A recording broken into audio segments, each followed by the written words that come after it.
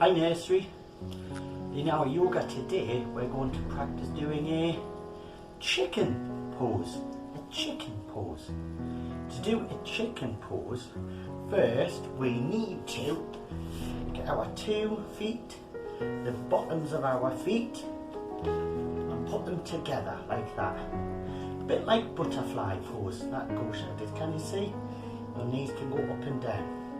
Then we're going to get our hands, put them on our shoulders, just like that. And then we can lift our arms up and down. Chicken pose. Up and down. Can you do that? Just like a chicken flapping its wings. Fantastic. We are going to try and do that 10 times. You ready?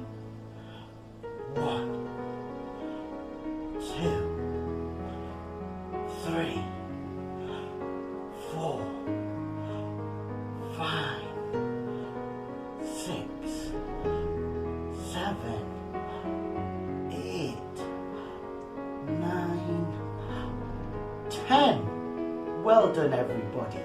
Chicken pose.